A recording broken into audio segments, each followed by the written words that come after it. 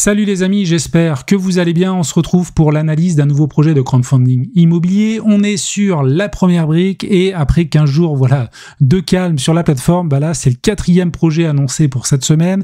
Ce projet qui va être collecté donc vendredi 29 novembre à 10h, il s'appelle le Julius. C'est une grosse collecte, 1 180 000 €, ticket max par investisseur 50 000 € et on est sur un taux de 11,5 sur une durée contractuelle de 24 mois. À noter que sur ce projet-là, vous allez pouvoir booster votre taux avec 1% de cashback en utilisant mon code LFL pour Liberté Financière Laurent. Si vous investissez 1 000 €, vous toucherez donc 10 € de cashback supplémentaire. Et si vous avez jamais investi sur la plateforme La Première Brique, écoutez, je mettrai un petit lien en description qui vous permettra également d'avoir 1% de cashback sur votre premier projet. Quelques avertissements, comme toujours, n'oubliez pas qu'il y a des risques en crowdfunding immobilier, que les performances passées ne préjugent pas des performances futures. Je donne uniquement mon avis personnel dans cette vidéo, c'est important, ce n'est pas un conseil en investissement. Et enfin, je peux partager des liens d'affiliation ayant certaines collaborations commerciales avec certaines plateformes. Vis-à-vis de mon tableau de bord, pas de changement depuis la dernière vidéo. Je vais investir personnellement sur le projet Le Boulanger demain et puis on va voir en analysant ce projet si je vais investir également sur le Julius. Allez, on attaque donc l'analyse de la plaquette. C'est important que tu analyses la plaquette de A à Z à ton niveau également. L'opération Le Julius, donc on est à Nice, dans le quartier Carabassel, dans le département des Alpes-Maritimes. Le projet consiste en l'achat de grands bureaux composés d'un rez-de-chaussée de 222 m² et d'un sous-total, alors je pense que c'est plutôt sous-sol, de 288 m². Donc ça fait une surface totale de 511 m² qu'ils ont pondéré, vu qu'il y a un sous-sol, à 314 m². Ça permettra de faire certains calculs, vous le verrez par la suite. L'actif était loué depuis 1971 à la banque HSBC, aujourd'hui donc racheté par CCF, à un loyer sous-évalué vis-à-vis du marché. L'agence bancaire occupant les locaux doit être fermée prochainement. C'est clair que dans les agences aujourd'hui, ça devient compliqué. Certains réseaux ferment pas mal d'agences. Concurrence, je pense, des banques en ligne. Prochainement, donc à la suite du rachat, donc l'objectif du projet va être d'acheter le bien, de retrouver un locataire, d'attendre déjà qu'HSBC quitte. On va après, derrière, chercher un locataire et l'objectif, c'est de revendre. Nous, on achète, l'actif est acheté à 1,2 million. L'idée, avec les frais, etc., on va arriver à un coût de revient d'1 500 000 € et l'objectif, c'est de revendre à 2 500 000 €. Vous verrez, c'est pas déconnant comme prix de sortie, ça me paraît totalement cohérent. 39% du chiffre d'affaires, donc ça c'est énorme, ça laisse une marge, il peut baisser facilement de 10%. Et ce qui est intéressant de comprendre, c'est qu'on a analysé en fait ce projet-là. Je vous montre l'image, on reviendra tout à l'heure si besoin. Cet HSBC donc à Nice, on l'a analysé en fait. C'était, je me souviens plus exactement, il y a 2 mois. Je vais vous donner la date exacte, le 25 septembre. Un petit peu plus, on est le 27 novembre aujourd'hui, un petit peu plus de 2 mois. Ce projet-là avait été aussi collecté par La Première Brique, mais en fait, il a été annulé. À l'époque, donc HSBC devait rester. Il y avait la banque en créancier numéro 1. Nous, on était en créancier numéro 2. On refinançait un petit peu les fonds propres du porteur de projet.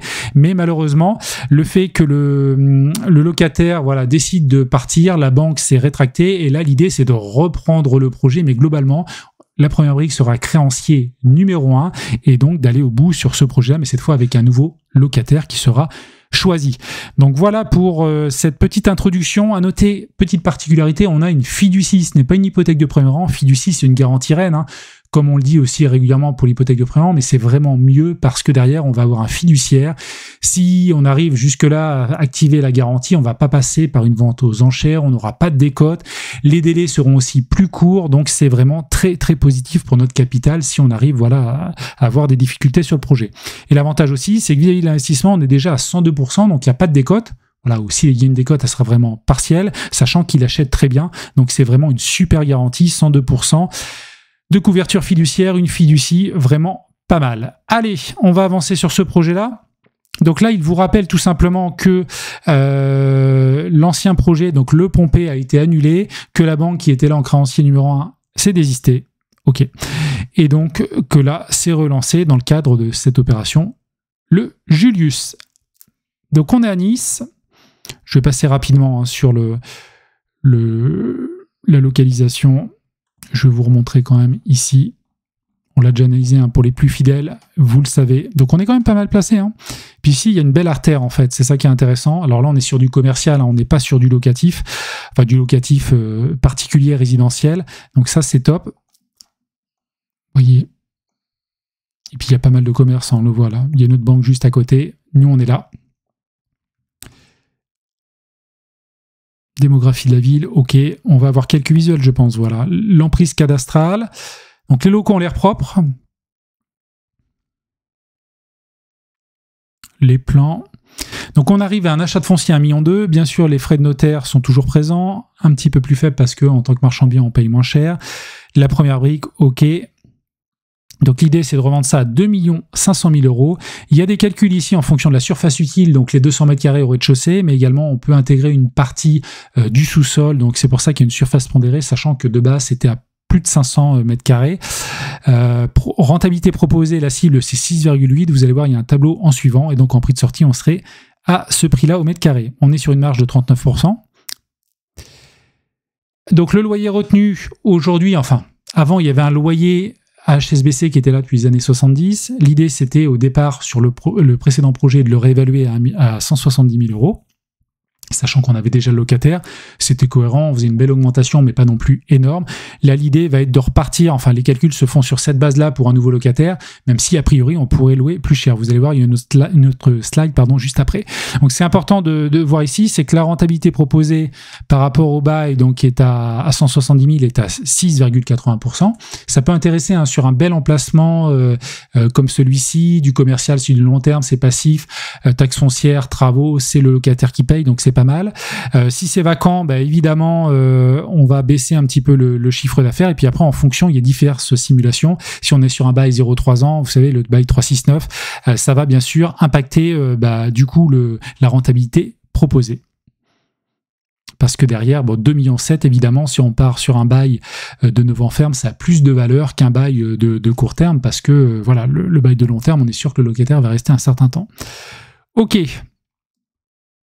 Alors là, il y a une petite information. Donc le tableau retient un loyer de 170 000 €, initialement négocié avec HSBC, comme je vous l'ai dit. L'expertise initialement réalisée sur le loyer établit un loyer annuel de 250 000 €, tandis que Clément espère obtenir un loyer de 200 000 € sur l'actif. Donc clairement, on est pas mal là-dessus, même à 170 000. Écoutez, on est OK.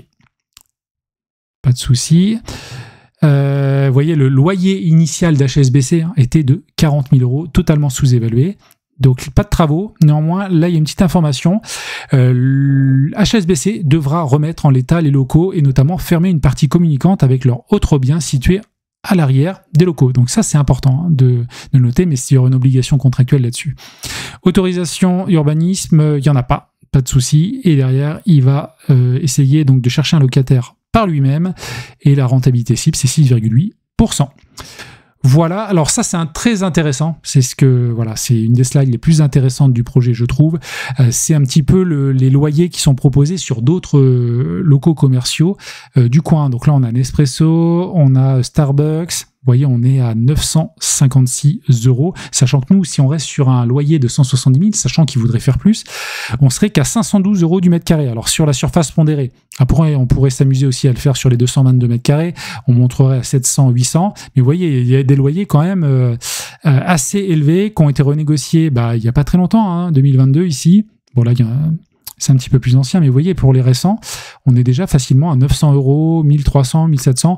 Après, il faut voir, là, c'est sur la place. Nous, on est avenue Félix Faure. Faut regarder, on est un petit peu excentré, donc ça sera un petit peu moins cher. Mais on est totalement avec 512 € dans les prix. Alors, notre porteur, écoutez, c'est un marchand de biens avec 2 années d'expérience, 2 projets finalisés. C'est bien, c'est pas énorme non plus. Il va créer une société parce que la fiducie, elle va pas se prendre sur le bien directement. Ça coûte moins cher en fait de le prendre sur les titres de la société. Donc là, il a créé une société là-dessus. Et donc bien sûr, il n'y a pas de bilan, il n'y a pas grand-chose à aller chercher là-dessus. Donc ça, c'est 2 autres projets qu'il a déjà réalisés. Et la fiducie, alors je vais peut-être descendre d'un cran, la fiducie, elle sera sur le local. Ce qui est important de comprendre, c'est qu'on a 102% à l'achat. 1,2 million. Ça veut dire que automatiquement il apporte pas mal, enfin vous allez le voir juste après, pour qu'on arrive à 102%. Et si on prend vis-à-vis de la cible à 2 500 000, bon même on peut prendre à 2 millions, hein, on va être sur du 170-180% avec une fiducie. Donc clairement là le capital, bon il y a le risque zéro n'existe pas, mais le capital est super bien sécurisé avec une fiducie à, on va dire, à plus de 150% sur le prix de vente. Le financement, le porteur apporte, alors je crois qu'il y avait l'information, non ça c'est la fiducie, hop, le porteur apporte 22%, donc moi j'aime bien quand le porteur de projet apporte plus de 20%, bien entendu il y a une part d'intérêt, donc il apporte réellement peut-être que 15, 16, 17%, il faudrait faire le calcul, vous pouvez le faire, hein, n'hésitez pas, mais c'est vraiment un très très bel apport. Et on va terminer sur la synthèse de la première brique, on va voir si on est en phase. Excellente opportunité d'achat, moi je suis d'accord hein, sur le prix d'achat, vraiment bien acheté, superbe emplacement, stratégie de revente cohérente. Effectivement, il y a sûrement voilà une enseigne qui va vouloir ce type de locaux, c'est super bien placé, on voit bien qu'il y a plein de commerces autour. Couverture, pas de problème, patrimoine personnel du porteur de projet, donc ça ils l'ont vérifié, moi j'ai pas les moyens de le vérifier. Rentabilité très rare pour un actif. Rare, ok.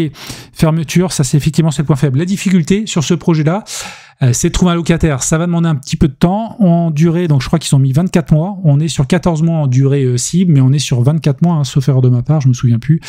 On est sur 24 mois. C'est normal, parce que ça peut mettre un petit peu de temps pour trouver le locataire.